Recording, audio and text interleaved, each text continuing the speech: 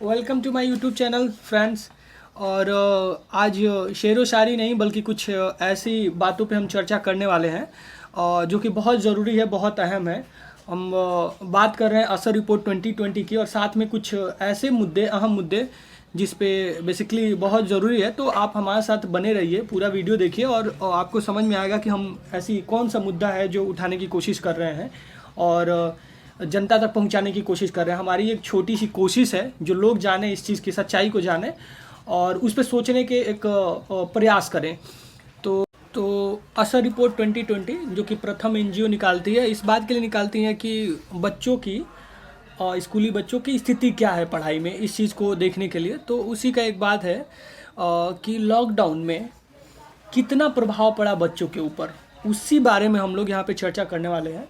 तो हमारे साथ एक बिहार से, ओरिजिन इनका बिहार ज़रूर है पर हमारे साथ यहाँ भाई साहब रह रहे हैं, तो इनको हम जोड़े हुए हैं। और कुलदीप मेहता इनका नाम है। स्वागत है आपका मेरे यूट्यूब चैनल में। और क्या बोलते हैं, कुछ एक अहम मुद्दा जिसके बारे में हम लोग बात करने वाले हैं, और वो ये अहम मुद्दा ये है कि अभी कुछ दिन पहले, एक दो दिन पहले शायद, कल शायद, क्या बोलते हैं, बिहार बोर्ड का रिजल्ट आया है। और उस रिजल्ट पे चर्चा करने के लिए हम यहाँ पे बैठे हुए हैं। तो भाई जी बताएंगे कि क्या उसमें कॉम्प्लिकेशंस आ रही हैं, और कुछ हमारे पास क्वेश्चंस है जो क्वेश्चन पूछे जाएंगे, और आपको भी ऐसा लगता है तो आप क्वेश्चन पूछ सकते हैं। चलिए, तो सबसे पहले धन्यवाद जो इन मुद्दों पर चर्चा करने के लिए, कि जिस मुद्दे पर हमारे जो मुख्य धारा के मीडिया कहा जाता है उनके पास समय नहीं है, उनके पास संसाधन नहीं है जो पहले 5-10 साल पहले दिखा करती थी। हमको याद है कि जिस समय हम लोग 10वीं और 12वीं पास किए, उस समय 2014 में हम 10वीं पास किए हैं और 2016 में 12वीं।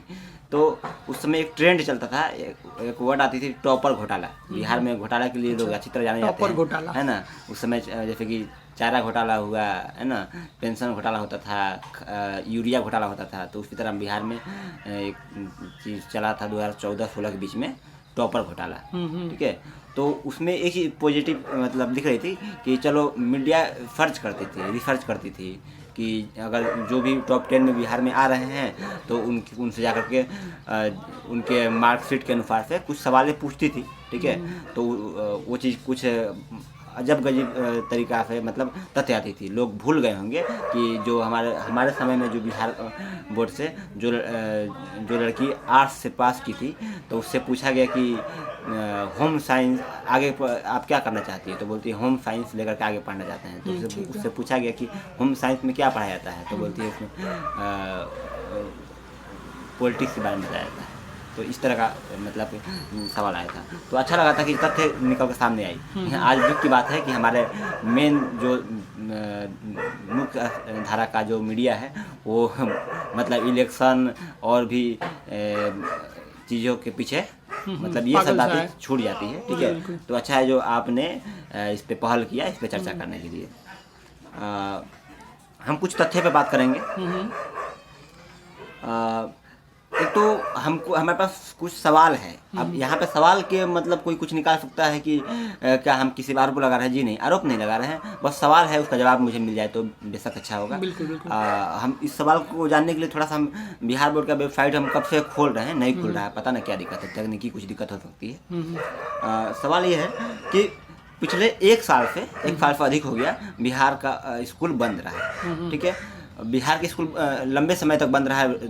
मेन रीज़न आपको बताते हैं, बिहार को हम जड़ से जुड़े हुए हैं, अच्छी तरह से देखते हैं कि आपको बिहार में पूरे भारत के हम में दावा कर सकते हैं, पूरे भारत में जितना पब्लिक स्कूल है बिहार में उसका 1% भी नहीं है। जी, ठीक है, मतलब वहाँ पर बिहार में पब्लिक स्कूल पे बच्चे डिपेंड नहीं होते, वो सरकारी स्कूल और ट्यूशन कोचिंग पर डिपेंड होते हैं। ठीक है, तो वहाँ पर एक लंबे समय तक स्कूल बंद रहा। कई सारे रीज़न थी। एक तो जो कोरोना को लेकर के, और उस स्कूल में क्वारंटाइन सेंटर बना दिया गया। ठीक है, दूसरी बात की जैसे ही थोड़ा सा कोरोना थोड़ा नॉर्मल हुआ, नॉर्मल तो हुआ नहीं, बस मीडिया के अनुसार थोड़ा नॉर्मल हुआ, तो वहाँ पे इलेक्शन हो गया और मतलब नवंबर दिसंबर तक ऐसे बंद रहा। ठीक है, और उसके बाद भी अब हुआ कि चलो न्यू सेशन हम ढंग से खोलेंगे, और न्यू सेशन से फिर अभी देख रहे हैं अभी बंद ही चल रहा है। मतलब हम आज ही RTI लगाने वाले हैं कि ये जानने के लिए कि 2020 में पूरे और 19 अप्रैल तक में कितने दिन तक बिहार जो है स्कूल पढ़ाई के नाम पर खुला है। ठीक है, ये तो जब RTI का मेरा जवाब आएगा तो पता चल जाएगा। ठीक है, जहाँ तक हम अपने आसपास के बच्चों से बात किए तो 20 दिन भी स्कूल नहीं खुला है। ठीक है, तो मान के चलिए कि पूरे 365 दिन जब हमारा स्कूल बंद रहा तो उसमें बिहार बोर्ड का जो 10वीं का भी रिजल्ट आया हाल में, इसमें 78.17% बच्चे पास कर गए हैं। अगर हम पिछले साल की तुलना करें, 2020 की तुलना करें जी बिल्कुल, तो उस समय थे 80.59% बच्चे पास किए थे। अगर इन दोनों, तो आप ये कहना चाहते हैं कि जब स्कूल नहीं खुला हाँ, तो 78.5% बच्चे पास कर रहे हैं, और जब स्कूल खुला तो 80%, आप 80 बोल रहे हैं, हाँ 80%, राउंड 80%, राउंड फिगर देखा जाए तो 80%। अगर दोनों में डिफरेंस निकाला जाए तो 2.42% का अंतर, यानी राउंड फिगर देखा जाए तो 2.5% बच्चे स्कूल खुलने और ना खुलने से प्रभावित हो रहे हैं। केवल 2.5%। कहने का मतलब ये है कि यदि 2.5% की ही बात है तो गवर्नमेंट इतना रेवेन्यू क्यों खर्च कर रही है बच्चों के ऊपर, स्कूल के ऊपर सैलरी देने के लिए क्यों खर्च कर रही है, ये बात है। जी, मेरा सवाल यही है कि अगर स्कूल बंद करने के बाद भी जब बच्चे इतने पास 78% पास कर रहे हैं तो क्यों खोले, तो फिर क्यों खोले? हाँ, जब ऐसे 80% पास कर रहे थे, 78%, मतलब 2-2.5% का अंतर है। तो 2-2.5% के लिए हम स्कूल चला रहे हैं, इतना बड़ा बड़ा बिल्डिंग बना करके, इतने सारे लाखों टीचर को हम सैलरी दे करके, बिल्कुल इंफ्रास्ट्रक्चर इतना हम खर्च कर रहे हैं, बिल्कुल, तो क्या फायदा है? ठीक है, ये पहला हमारा सवाल है। ठीक है, सवाल जायज़ है, बिल्कुल। तो इसमें एक क्वेश्चन मेरा ये है कि ऐसा हो भी तो सकता है ना कि जैसे कि असर रिपोर्ट ये आया है, वो बताया है कि भाई बहुत सारे परिवारों के पास, हालांकि उसका डाटा है मेरे पास और कितना % है वो हम बाद में बताएंगे, पर आपसे हम जानना चाहेंगे कि ये भी तो हो सकता है ना कि उनके पास मोबाइल फ़ोन है, ऑनलाइन क्लासेस चली हो, तो घर से वो क्लास किए हो और घर से क्लास करने के बाद 78% बच्चे पास हुए हैं, ये भी तो हो सकता है ना। क्या उसमें प्रॉब्लम है? हम तो यही तो बोल रहे हैं, हम किसी तरह आरोप नहीं लगा रहा, हम यही जानना चाहते हैं अगर हमारा बिहार इतना तकनीकी रूप से विकसित हो गया है तो कल से बंद कीजिए वो जो बिल्डिंग है, स्कूल को बंद कीजिए और हम ऑनलाइन ही कर देते हैं। बोल तो रहे हैं अगर तकनीक इतना विकसित हो गई है कि 2% की कमी हो रही है, आप तकनीक और थोड़ा विकसित कर दीजिए और वो 2% भी बराबर हो जाए और उसके बाद स्कूल बंद कर दीजिए, बच्चे घर से पढ़ रहे हैं। ये तो दिक्कत है ना, जैसे बच्चों की पढ़ाई तो हो पाएगी घर से, परंतु उनका जो सर्वांगीण विकास होता है, लाइक जब स्कूल में बच्चे आते हैं तो वो खेलते हैं, है ना, क्या बोलते हैं उनको, वो मिलता है, क्या बोलते हैं, कंपेनियनशिप मिलता है उनको, तो वो चीज़ कैसे होगी? वो चीज़ कैसे आएगी? वो ग्राउंड में आके खेलते हैं, है ना, तो वो तो घर पे नहीं खेल पाएंगे ना। पढ़ाई के नाम पे तो ठीक है ऑनलाइन क्लासेस चल जाएंगी, लेकिन ये सारी चीज़ें कैसे मिलेगा? तो वो सर्वांगीण विकास तो नहीं हो पाएगा। आप क्या कहना चाहते हैं? हम यह कहना चाहते हैं, तो आपके कहने का मतलब यह है कि बच्चे सिर्फ स्कूल हमारा इसलिए अब बच गया है कि बच्चे खेलने और अपने भौतिक विकास के लिए आते हैं, शारीरिक विकास के लिए स्कूल आते हैं, तो हम शिक्षक को क्यों भर्ती रखें? हमारे स्कूल में 2-4 फिजिकल टीचर रख देते हैं, बात खत्म। बच्चे आएंगे, आप फिजिकल करके चले जाएंगे। तकनीक इतना विकसित हो ही चुका है आपके अनुसार से या इन तथ्यों के अनुसार से, रिजल्ट के अनुसार से, कि बच्चे घर पे बैठ के पढ़ रहे हैं। ठीक है, हम यही जानना चाहते हैं कि क्या ये जो रिजल्ट आया है और पहले की तुलना में इसमें हम फिर बोल रहे हैं, हम किसी पे आरोप नहीं लगा रहे हैं, सच्चाई पे, हम तथ्यों पे बात कर रहे हैं कि क्या हम जानना चाहते हैं कि ऐसा क्या चीज़ हुआ कि स्कूल बंद होने के बाद भी ये चीज़ है ना। तो हमारे एक सवाल और आते हैं, कुछ लोगों से बात किए तो लोग ऐसा लगा कि स्कूल बंद होने के बाद भी बच्चे, आप जैसे बोले, तकनीक के यूज किए होंगे और टैलेंट की बात कर रहे हैं। ठीक है, तो क्या इनके पास, बच्चों के पास इतना अच्छा टैलेंट था? हम बच्चों पर सवाल नहीं उठा रहे हैं, लेकिन हमारा अपना छोटा भाई भी होगा, अगर मुझे पता है मेरा छोटा भाई, उसका है ना गणित में डब्बा गोल है, वो जब भी टेस्ट होता है 10 नंबर में 2 नंबर लाता है, और वो जो है कि एकाएक हम देखें कि 10 में 9 नंबर ला लिया, तो सवाल तो हमारे मन में उठेगी ना। बिल्कुल उठना चाहिए। तो उसी तरह मेरे मन में सवाल उठ रही है। तो यहाँ पे तो हो सकता है मेरा भाई, हो सकता है कि पिछले शायद 8-10 दिन के अंदर खूब मेहनत किया होगा और 10 में से 9 नंबर ला लिया, या नहीं तो फिर इसको नंबर देने में गलती की गई हो, मिस प्रिंटिंग चाहे जिस तरह की हो। ठीक है, तो ये जांच होनी चाहिए हमारे अनुसार से। ठीक है, उसके बाद आपने कहा, आप जोड़ दिया आपने कि तकनीक पर, कि मोबाइल है, ये सब चीज़ें। ठीक है, हम यह भी जानना चाहते हैं कि बिहार के में कितने प्रतिशत हाउस होल्ड जो है डाटा यूज करते हैं। अगर आप एक सरकार के पास तो डाटा होगी ना कि जो बच्चे, देखिए एक चीज़ हम आपको बताना चाहेंगे, रोकना चाहेंगे कि कितने परसेंट लोग डाटा यूज़ करते हैं इसका तो हमारे पास डाटा नहीं है जी। लेकिन कितने परसेंट लोग ने क्या बोलते हैं, कितने परसेंट लोगों के पास, फैमिली के पास, हाउस होल्ड के पास, परिवारों के पास स्मार्टफोन है, उसका डाटा असर ने 2020 में दिया है। हालांकि ये भी देखना जरूरी है कि ये 2020 रिपोर्ट जो है वो 2020 का, और हम लोग बात कर रहे हैं 2020 और 21 सेशन की बात कर रहे हैं। तो 61.8% परिवारों के पास मोबाइल फ़ोन है, ठीक है, और जो कि 2018 में 36.5% था। आप देखिए 2018 में 36.5% था और अभी सीधे दोगुना के लगभग आ गया है 61.8%। यानी असर 2020 रिपोर्ट 2019 का है ना, तो उसमें बता रहा है कि 68%। यानी आप सोचो ग्रोथ कितना तेजी से है, आप सोचो किस हिसाब से ग्रोथ है कि स्मार्टफोन कितनी तेजी से बिक रहे हैं। ठीक है, पहली बात यहाँ पे क्वेश्चन अराइज होता है, क्वेश्चन मार्क है कि कितना परसेंट ग्रोथ है भाई, कि 2018 में 36% रहता है और 2019 में 61% आ जाता है। ठीक है, क्वेश्चन अराइज होता है। दूसरा एक और बात कि ऑनलाइन क्लासेस की यदि बात करा जाए तो 11% लोगों के पास, ठीक है, यदि स्पेशली बिहार की यदि बात किया जाए तो 11% लोगों ने ऑनलाइन क्लासेस किया है। ठीक है, 11%, हमारा रिजल्ट 78% है। और 21% लोगों ने through the video classes, right, उस 11% मतलब 21% में 11% भी इंक्लूडेड है। कह रहा है कि 21% जो है थ्रू द वीडियो क्लासेस या टीवी पे जो आते हैं उसके तहत उन्होंने क्लासेस किए हैं। तो सिर्फ इतना है, मतलब एक्सेस इंटरनेट का कर पा रहे हैं जो कि 11% है या फिर 21% है, इतने लोग कर पा रहे हैं। तो बाकी का ये जो रिजल्ट आ रहा है डेफिनेटली क्वेश्चन अराइज होता है कि आखिर कैसे आया। जो मैंने ही अपोज किया था कुछ देर पहले कि हो सकता है वो ऑनलाइन क्लास से पढ़े हों, लेकिन ये भी बता रहा है असर रिपोर्ट कि भाई ऑनलाइन तो इतना ही अवेलेबिलिटी है, तो फिर भी ये क्वेश्चन अराइज होता है हमारे पास। तो डेफिनेटली ये क्वेश्चन मार्क है। तो तकनीक कितना सहयोग किया इस रिजल्ट में। हाँ जी बिल्कुल, कितना सहयोग किया। ठीक है, ये तो हम लोग बात किए रिजल्ट पर। ठीक है, एक दो सवाल, हालांकि ये सवाल आज का ही नहीं है, मेरे 2-3 साल पहले का सवाल है। ये लगातार मेरे अंदर में सवाल बनते जा रहा था, आज मौका है जो हम इसको चर्चा बिल्कुल बताइए।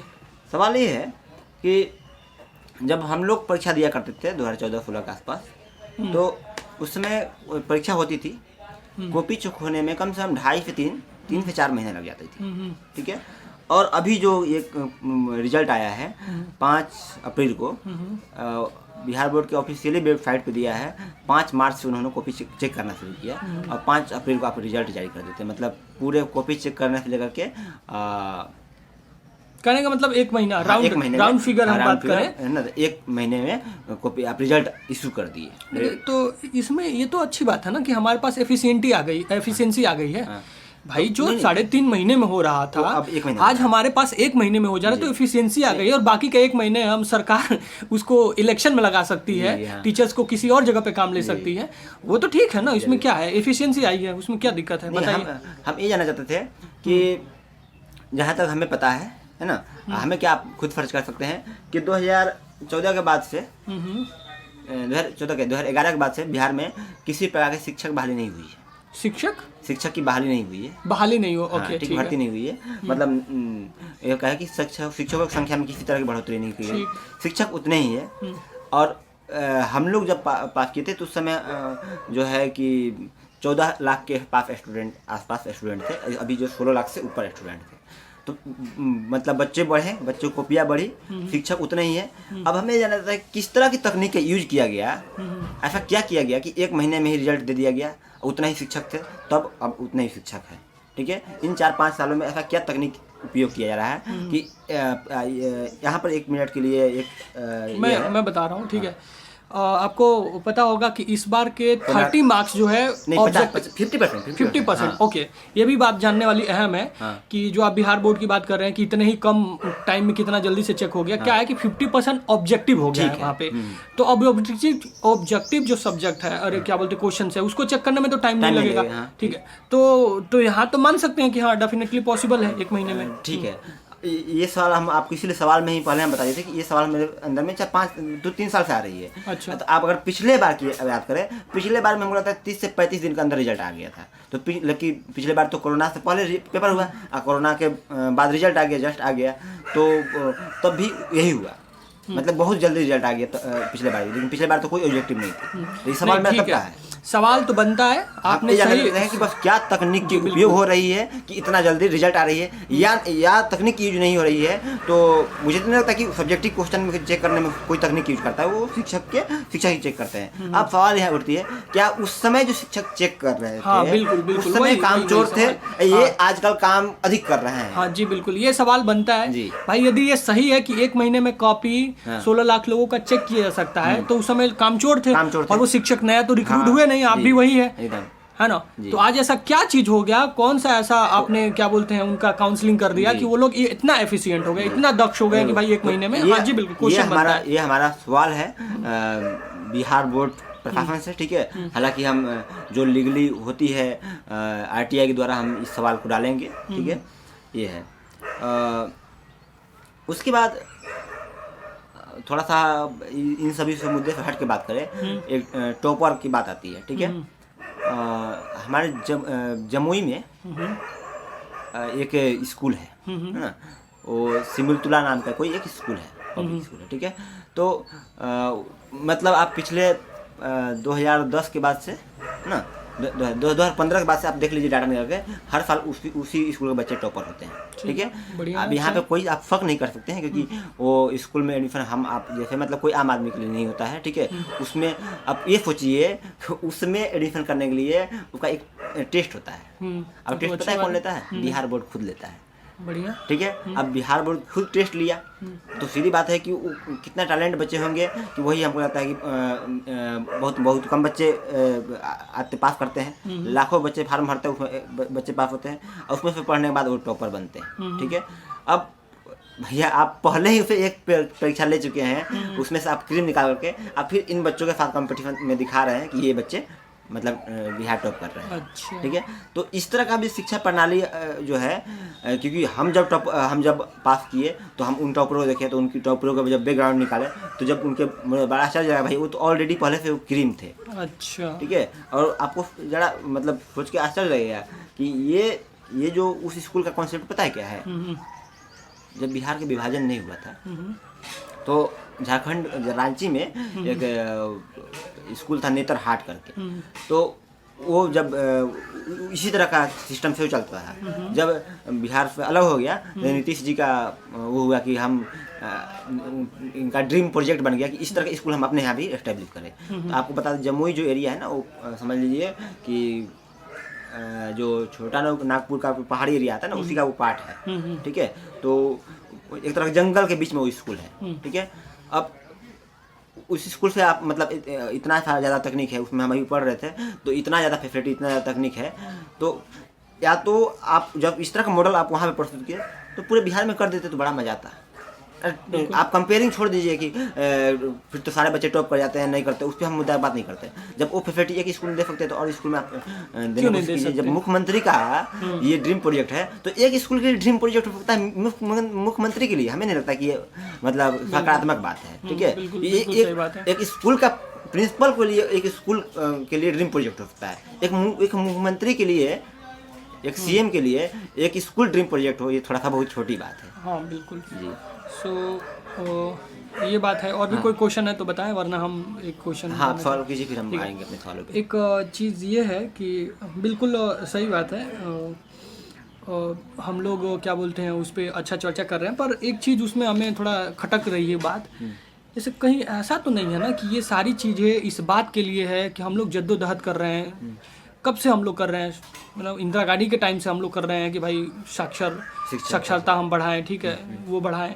एक समय था, हमें याद आ रहा है कि मैं जब छोटा था तो मेरे गांव में भी कुछ लोग पढ़ाने के लिए गए थे, जो ना सिर्फ बच्चों को भी पढ़ाते थे, बच्चों मतलब जो छोटे छोटे हुआ करते थे 7 बरस से ऊपर, ना सिर्फ उनको पढ़ाते थे बल्कि बूढ़ों को भी पढ़ाया जाता था, और उनकी साक्षरता बढ़ाने का अभियान बोला गया था। सर्व शिक्षा अभियान का था आंचल ज्ञान, अक्षरांचल, हाँ ठीक है, आंचल। अच्छा, तो ये तो बूढ़ों को भी पढ़ाया जाता था, और उसका एम क्या था कि भाई साक्षरता हम लोग बढ़ाना चाहते हैं, ठीक है, ये चीज़। तो कहने का मतलब क्या है कि कहीं ऐसा तो नहीं है ना कि बिहार में हम कोशिश इस बात का कर रहे हैं कि हम जो पीछे टोटल जो साक्षरता है उसको हम ऊपर 64 पॉइंट से 60 से 64 पॉइंट से हम लोग 91 पे केरल को पछाड़ दें, और ये बात तो कहीं नहीं है ना। क्योंकि भाई अब तो सरकार भी ऐसे लोगों की आ रही है ना, कि वही चाहते हैं कि हम अपने ग्लोबली हमारा सम्मान हो, हम देखें उस चीज़ के लिए। तो कहीं ऐसा तो नहीं है ना, कहीं छिपी भावना ये तो नहीं है ना, ये जानना पड़ेगा, अहम है, जरूरी बात है। दूसरा एक और चीज़, मेरा क्वेश्चन ये, और फिर दूसरा एक और चीज़ जो सबसे बड़ी बात है कि साक्षरता को बढ़ाने की बात। तो देखिए ये बात, देखिए यदि साक्षरता का ये पैमाना होता, कहीं मान लेते हैं कि यही हमारे अंदर भावना है, और ये भावना गलत नहीं है, ये भावना सही है कि भाई हम अपनी साक्षरता को बढ़ाएं, ठीक है, ये भावना बहुत सही है। लेकिन यदि थोड़ा हम बात करें कि यदि इस भावना से हम प्रेरित है कि हमें साक्षरता बढ़ाना है ना, तो मान लेते हैं कि साक्षरता का यदि क्राइटेरिया कुछ ज़्यादा अच्छा होता, यानी कह सकते हैं कि कुछ ज़्यादा ही कठिन होता, ठीक है, हमारे कॉन्टेक्स्ट में कि ज़्यादा ही कठिन होता, तो शायद उस लेवल की साक्षरता हम बढ़ाने की बिहार में कोशिश करते, लेकिन उस लेवल का हम लोग पढ़ाई कराते, या फिर कहीं भी, जैसे कि आज तो साक्षरता का ये है कि भाई पढ़ लिख ले, है ना, 7 बरस से ऊपर साक्षरता का यदि ये है देखा जाए तो 7 बरस से ऊपर जो भी व्यक्ति है किसी एक भाषा को पढ़ लिख लेता हो तो उसको हम साक्षर बोलेंगे, ठीक है, यहाँ पे ये है, सिर्फ इतना सा पढ़ लिख लेता है तो उसको हम साक्षर बोलेंगे। तो 10th में पास कर दे रहे हैं, 11th में पास कर ले भाई, इतना तो होगा ही कि वो अपना नाम लिख लेता हो, पढ़ लिखता हो किसी एक भाषा में, चाहे हिंदी हो, चाहे बिहारी हो, चाहे कोई भी भाषा हो, उसमें वो पढ़ लिख लेता होगा, ये तो है ही। लेकिन कुछ ऐसा होता कि जैसे कि यूरोपियन कॉन्टेक्स्ट है लिटरेसी का, कि भाई पढ़ना लिखना तो फिर भी ठीक है, लेकिन समझना जरूरी है। आप उस चीज़ को, एग्रीमेंट को समझ पा रहे हैं कि नहीं, ये साक्षरता का यदि लेवल होता तो शायद हम लोग इस बात पे कोशिश करते, और हम लोग वहाँ से निकाल के। तो यहाँ पे हमें अराइज, मैं क्वेश्चन ये भी करता हूँ कि नहीं, एक लिटरेसी रेट का जो, या लिटरेसी का जो पैमाना है, उस पैमाने पे भी हमें दोबारा चर्चा करना चाहिए, ठीक है। कुछ बोलना चाहते हैं इस चीज़ को हम थोड़ा तकनीकी रूप में ऐसे बोलेंगे। हाँ, आपका हम सवाल समझ गए कि हम लोग अर्थव्यवस्था के अंदर जो एक मॉनेटरी पॉलिसी होती है उसमें ऊँची जाता है, आरबीआई का जो काम होता है पैसे को छापना, करना। तो कभी कभी गांव समाज में जो लोग होते हैं, सिर्फ गांव समाज में नहीं, ऐसे नॉर्मल भी लोग होते हैं जिन्हें जो है इस अर्थव्यवस्था का तकनीकी ज्ञान नहीं होती है, वो ये बोलते हैं कि जब पैसा कम हो रहा है तो सरकार को पैसा छाप दे, लोग बांट दे, तो प्रॉब्लम खत्म हो जाती है। लेकिन जब हम जो लोग थोड़ा ज्ञान होती है फिर उस बात को अपोज करते हैं, बोलते हैं कि नहीं, पैसा जब अधिक छाप दीजिएगा तो उसका डिवैल्यूएट हो जाएगा, अंतर्राष्ट्रीय स्तर पर आपकी पैसा की वैल्यू कम हो जाएगी, फिर आपकी इकोनॉमिक क्राइसिस जो बोलते हैं वो आ जाती है। तो अधिक आप जो बोल रहे हैं कि बस उस एक पैमाने को दिखाने के लिए हम शिक्षा का स्तर को गिरा रहे हैं ऐसा, तो ये वही बात उसके नज़दीक जाती हुई, समांतर जाती हुई हमें दिख रही है। इस पे ही मुझे आप एक सवाल है, कि सवाल नहीं है, हमारा रिसर्च है, इसमें अगर मेरा कुछ लोग सहयोग करें या फिर बिहार बोर्ड ही सहयोग करे तो बेटर होगा, ठीक है,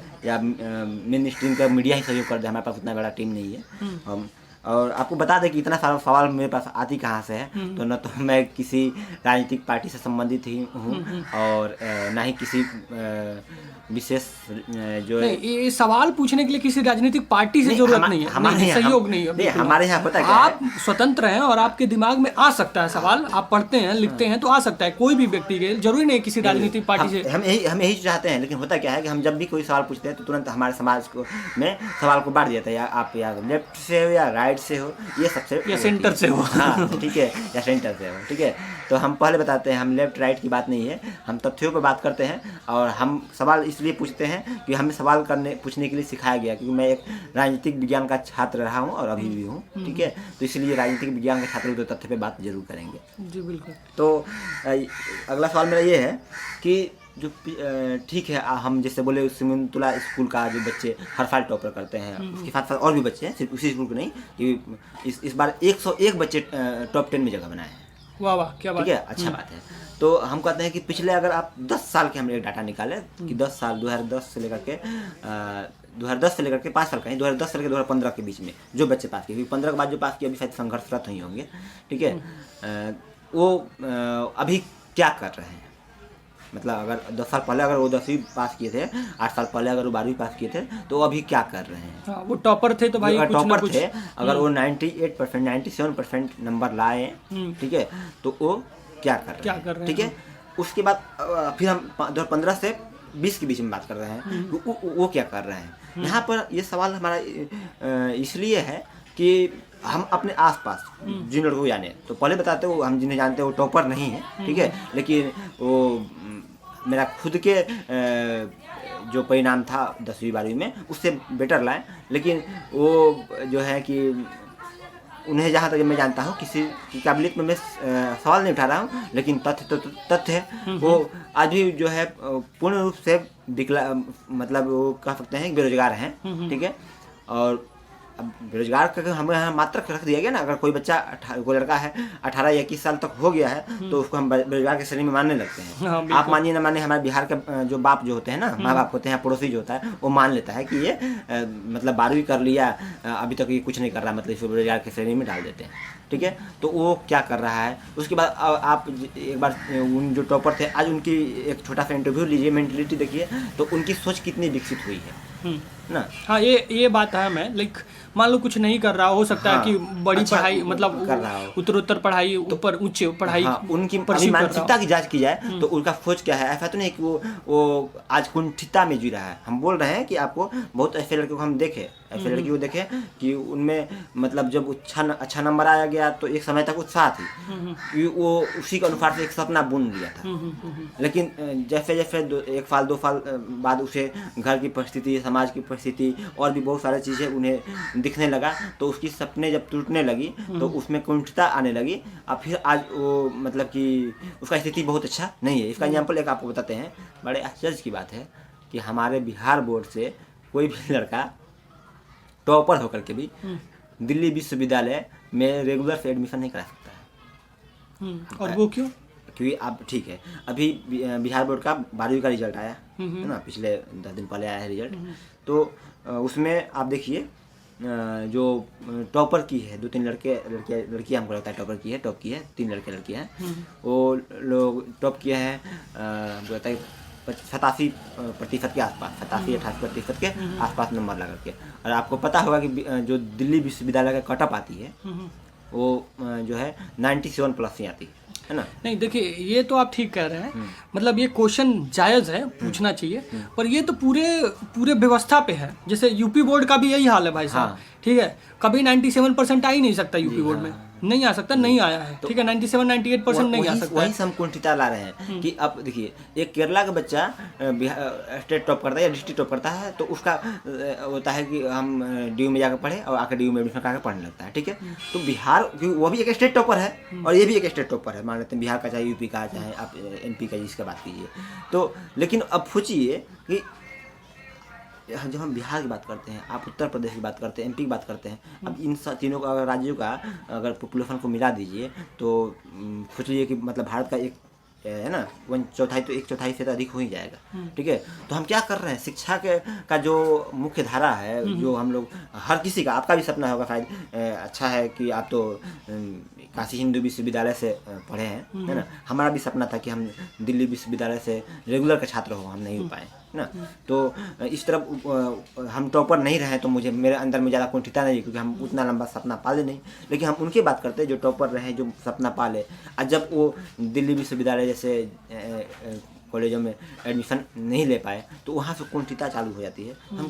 हम बोल रहे हैं कि हम किस तरह की शिक्षा व्यवस्था रखे हैं, मतलब इसे कह सकते हैं कि शिक्षा व्यवस्था के हम कई स्तर पे जाली लगा रखे हैं, ठीक है। ऊपर में जो जाली है उसका छेद बहुत बड़ा है, उससे मतलब कैसा ही भी चीज़ है वो नीचे गिर रहा है। लेकिन जब अब ऐसा आती है जहाँ से अब लोगों के जीवन की शुरुआत होती है, जब हम लोग बोलते हैं जब विश्वविद्यालय का जो शिक्षा होती है वहाँ से हम लोग जीवन का निर्माण होती है। जी बिल्कुल।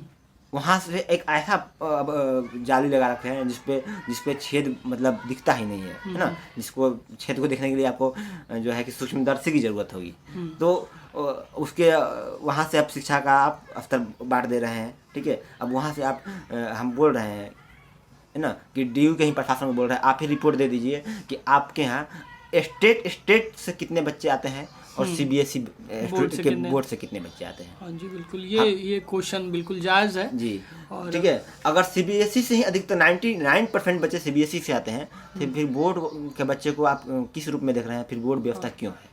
हाँ जी बिल्कुल, ये तो क्वेश्चन राइज कर सकते। देखिए मैंने एक अपशब्द बोला था कि अपशब्द बोला था कि क्या बोलते हैं, इतना परसेंट 97% नहीं ला सकते हैं। नहीं, काबिलियत है, बच्चों के ऊपर शक नहीं किया जा रहा है, ठीक है। जैसे मैंने बोला था कि यूपी बोर्ड के उतने लोग नहीं ला सकते, काबिलियत उनके है, शक नहीं किया जा रहा है। पर यहाँ देखिए व्यवस्था की बात है ना। मेरा जो कहने का मतलब था वो व्यवस्था की बात है कि ये ऐसा क्यों है ना, क्यों है कि बोर्ड वाले in the sense state board जो है वो नहीं आ पा रहे हैं, उतना नहीं आ पा रहे हैं। सीबीएसई बोर्ड के या फिर और भी बोर्ड के जो लोग हैं, आईसीएसई बोर्ड है चाहे वो लोग क्यों ऐसा आ पा रहे हैं। हिंदी और इंग्लिश में जो भेद हो रहा है वो क्यों हो रहा है ना, ये बात भी है। हाँ, ये आपका सवाल सही है, हिंदी और इंग्लिश का भेद वाली बात। और भी मैं हिंदी इंग्लिश की पर्टिकुलरी बात नहीं कर रहा हूँ, जैसे और भी बोर्ड लाइक जैसे तमिलनाडु बोर्ड हो गया है ना, तो दक्षिणी भारत की तरफ जाए हाँ, तो उस तरह के रीजनल लैंग्वेज की बात की जाए, वहाँ पे भाषा को लेकर के थोड़ा तो है।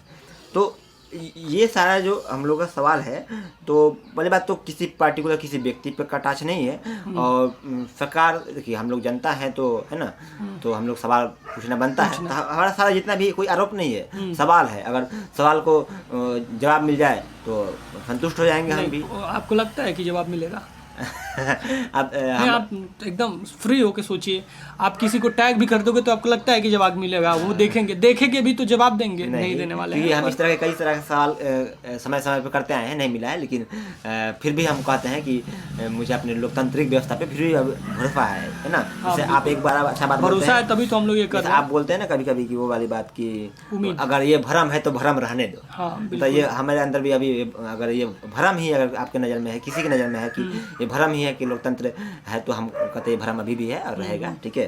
तो ये बात है। अब थोड़ा सा आते हैं, ठीक है, हम लोग बच्चों को असर की बात किए, असर में बात करते हैं तो 1 क्लास से लेकर 5वीं क्लास तक बात करते हैं। हम लोग 10वीं 12वीं तक बात कर लिए। अब बच्चों को हम लोग कॉलेज से निकाल देते हैं। अब उनको कॉलेज से निकालने के बाद देखते हैं कि वो लोग अब उसके बाद कहाँ है। लोग टॉपर खोज रहे थे, ठीक है, अब वो लोग देखते हैं टॉपर को छोड़ दीजिए, जनरल बच्चे भी कहाँ हैं। तो मेरा एक सवाल ये है कि बिहार का जो शिक्षा व्यवस्था है वो कितना नौकरी दे है ना। जो क्योंकि आज के समय में कोई कितना भी आदर्शवादी बन जाए, ऐसे बोल दे कि हम पढ़ इसलिए रहे कि हमारे पास ज्ञान हो, हम अपने जीवन के मूल्यों को समझे, ये बहुत हद तक ये क्या है, एक बनावटी बात है। तो मेन चीज़ यही है, हर किसी माता पिता का, हर बच्चे का सपना होता है हम पढ़ रहे हैं, मुझे एक अच्छा का एक निश्चित नौकरी होनी चाहिए, बात खत्म, ठीक है। तो जब हर 99% लोगों का यही एम है, तो फिर हम लोग क्या ये जो पैमाना मान रखे हैं शिक्षा को नौकरी के संबंधित है, तो ये कितना प्रतिशत नौकरी के पे काम करता है, ठीक है। हमारे पास कोई डाटा नहीं है, हमारे पास सिर्फ सवाल है, ठीक है। ये अलग सवाल के लिए हमारे पास सिर्फ तो नहीं, तो दिक्कत है ना। जैसे कि मान लो ये भी तो हो सकता है कि ऐसा डाटा पहले ही सरकार ने रिलीज कर रखी हो। देखिए, यदि आप ये कह रहे हो कि हमारे पास डाटा नहीं है, हमारे पास सिर्फ सवाल है, इसका मतलब उस सवालों तो का ठीक है, हम बोल रहे हैं पहले भी होगा, हमें आंसर मिल जाए। हम खोजे, हमें इस तरह कहीं वो नहीं मिला कि इतने ग्रेजुएट लोग इस इतना काम कर रहे हैं और इतने पढ़ रहे हैं, ठीक है। ये नहीं, बस ये है कि इतने बेरोजगार हैं, बस इतना है, ठीक है। और वो आपको पता है कि पिछले 45 साल में देश का जो बेरोजगारी है बढ़ा है। हालांकि कोरोना से पहले की बात करें, कोरोना के बाद का डाटा वो आप इंक्लूड मत कीजिए तो अच्छा है, क्योंकि कोरोना के बाद की डाटा को इंक्लूड कीजिएगा तो कोरोना पे ही पूरे भार आ जाएगा कि आपने ही बेरोजगारी रहा है, जबकि बेरोजगारी तो उन्हें कहते हैं कि कोरोना से पहले से ही था, पिछले 45 साल के रिस्पेक्ट में, ठीक है। अब बस हो गया चर्चा का, हम लोग समाप्त ही करने वाले हैं। जब इतना बात किए तो थोड़ा सा ऐतिहासिक बात भी करना जरूरी है। जी बिल्कुल। कहा जाता है कि अभी भी हम लोग ये मतलब गाहे बगाहे सुनने को मिलता है कि भारत विश्व गुरु है, था, फिर बोलते हैं कि बनने वाला है, उसके उस रास्ते पे चल रहा है, ठीक है। जब विश्व गुरु की बात आती है तो हमारे बिहार को आप कैसे बोल सकते हैं, नालंदा विश्वविद्यालय, ना, नालंदा विश्वविद्यालय। अब मतलब हम अपने आप को कभी कहीं पर बाहर में परिचय देते हैं कि हम बिहार से हैं, तो लोग 1 मिनट के लिए बोलते हैं कि तो नालंदा विश्वविद्यालय के बारे में जब पढ़ाई की बात आती है तो उसके बारे में चर्चा करते हैं, ठीक है। तो वहाँ से मुझे शर्म होने लगती है, हमको नालंदा विश्वविद्यालय का हम परिचय किस रूप में दें कि आज मतलब हमारा शिक्षा व्यवस्था कुछ ज़्यादा नहीं बोल रहे हैं, देखिए ट्रोल किए जाएंगे आप। हम फिर बोल रहे हैं कि मैं राजनीतिक विज्ञान का छात्र हूँ, तो है ना, तथ्यों की बात करता हूँ। तो हम फिर बोल रहे हैं कि आप अभी बताइए कि नालंदा विश्वविद्यालय की प्रासंगिकता जो मतलब तब था और आज का बिहार का शिक्षा व्यवस्था ये कितना आप कितना समांतर पा रहे हैं। ठीक है, आप ठीक है अगर आप बढ़ते हुए तो दिखा सकते हैं, ठीक है, लेकिन खड़ा कहाँ पाते हैं ये भी आपके लिए भी सवाल होगा, और है ना, हर किसी के लिए अगर तथ्यों की बात की जाए तो सवाल होगा। ठीक है, तो यही हमारे पास सवाल था। और ठीक है, तो क्या बोलते हैं, कंक्लूड करते हैं और कंक्लूड ये करते हैं कि हमारे पास सवाल है, उन सवालों को हम चाहते हैं, आप सभी से चाहते हैं कि इस सवालों पे आप सोचें, विचारें कि एक्चुअली में क्या है। और जब आपके पास टाइम मिलता है, समय मिलता है, तो डेफिनेटली इन सब चीज़ों पे रिसर्च करिए और जानिए कि हमारे राउंड में चीज़ें क्या चल रही है। सो कंक्लूड करते हुए थैंक यू बोलते हैं आप सब लोगों को। धन्यवाद। धन्यवाद, थैंक यू।